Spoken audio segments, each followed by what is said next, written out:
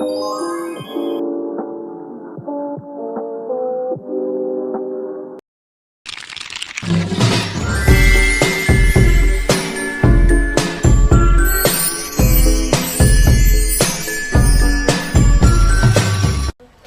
warahmatullahi wabarakatuh. Di sini saya akan menjelaskan tentang organ reproduksi manusia.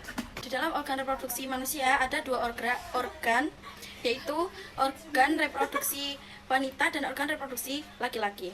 Di dalam organ reproduksi wanita ada dua bagian. Yang pertama bagian internal dan yang kedua bagian eksternal. Pertama saya akan menjelaskan organ reproduksi perempuan atau wanita bagian eksternal. Di bagian eksternal ada beberapa bagian. Yang pertama itu main pubis, ada di bagian paling atas, yaitu berfungsi untuk menutupi tulang kemaluan. Yang kedua ada klitoris, bagian sini itu berfungsi untuk mengeluarkan lendir saat rangsangan. Yang ketiga urethral opening, berfungsi untuk mengeluarkan urin dari kandung kemih keluar dari tubuh. Selanjutnya ada labia majora yang berfungsi untuk melindungi melindungi vagina dan uretra. Lalu ada labia minora berfungsi untuk melindungi vagina dan uretra. Selanjutnya ada vagina, itu berfungsi untuk mengeluarkan cairan dan jaringan menstruasi dari rahim. Selanjutnya ada perineum, itu terletak di antara anus dan alat kelamin laki-laki maupun wanita. Itu berfungsi itu mendukung organ panggul yang pertama, yang kedua menjaga kontrol otot, yang ketiga peran dalam kelahiran, yang keempat itu berfungsi untuk meningkatkan kenikmatan seksual. Jadi yang terakhir itu ada anus, berfungsi untuk jalan keluar feses dari dalam tubuh. Selanjutnya saya akan menjelaskan tentang organ reproduksi wanita bagian dalam. Yang pertama ada vagina, itu berfungsi sebagai jalan keluarnya darah ketika mengalami menstruasi. Selain itu, bagian itu juga berfungsi sebagai jalan pada proses persalinan, masuknya sperma pada proses pembuahan. Vagina ini termasuk organ reproduksi wanita, berubah seiring bertambahnya usianya wanita. Lalu ada perimetrum, ini ya, itu sebagai lapisan pelindung terluar atau pelindung rahim.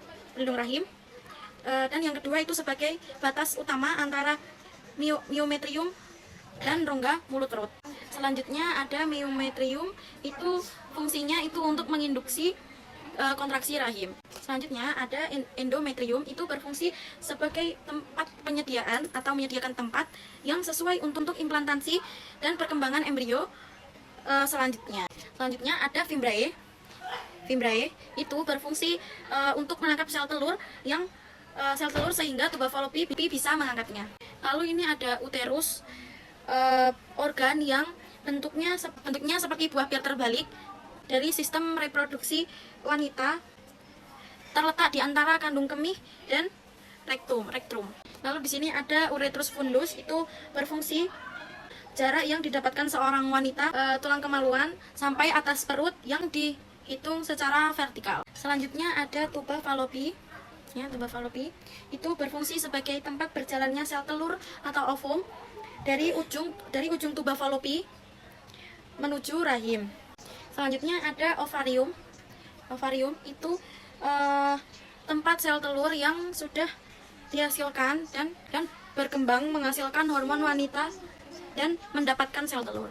Ada ovarium ligamer, ini itu merupakan organ yang menopang tipis yang menempelkan ovarium ke rahim. Lalu ada carnical canal yang berfungsi sebagai jalur lewatnya sperma saat berhubungan intim dan keluarnya darah menstruasi. Dan yang terakhir ada cervix, itu berfungsi untuk menghubungkan vagina dan rahim. Selanjutnya saya akan menjelaskan organ reproduksi laki-laki bagian eksternal. Yang pertama di sini ada yang namanya skrotum, itu berfungsi untuk suhu testis. Lalu yang kedua berfungsi sebagai penghasil sperma. Lalu di sini ada epididymis, itu berfungsi sebagai membawa atau menyimpan sel sperma. Lalu selanjutnya di sini ada kelenjar prostat yang pelindung sperma dan nutrisi. Lalu selanjutnya di sini itu disebut vesicula seminalis yang berfungsi untuk menghasilkan cairan yang tinggi fruktosa. Di sini ada tulang kemaluan yang berfungsi untuk melindungi organ reproduksi saluran kemih. Di sini yang panjang ini itu dinamakan vas efferent yang membawa sperma dari epididymis ke uretra. Lalu ini di sini itu disebut dengan penis yang berfungsi untuk jalan keluar urin dan sperma. Yang terakhir ada uretra. Uretra yang mengalirkan urin keluar tubuh. Jelaskan organ reproduksi pria bagian dalam. Bagian dalam. Ya. Yang pertama di sini ada namanya itu glans penis yang terletak di ujung penis. Ini berfungsi sebagai keluar urin dan sperma. Selanjutnya ada jaringan erektil, itu terletak di penis, itu fungsinya untuk tekan dan kaku saat gairah seksual.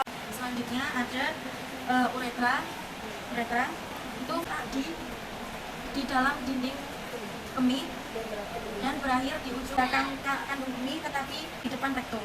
Itu fungsinya untuk produksi dan menyimpan cairan nantinya akan menjadi air mani.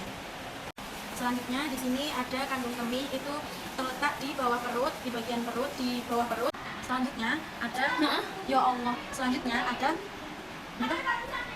ureter. Selanjutnya ada ureter yang fungsinya untuk dari ginjal ke kandung kemih. Setelah vas efferent penyimpanan air mani. Jadi ada epididymis yang berfungsi menyimpan dan mengangkut sperma. Selanjutnya ada kelenjar prostat ya. Di sini itu berfungsi untuk membuat air mani dan mendorong ke penis saat ejakulasi.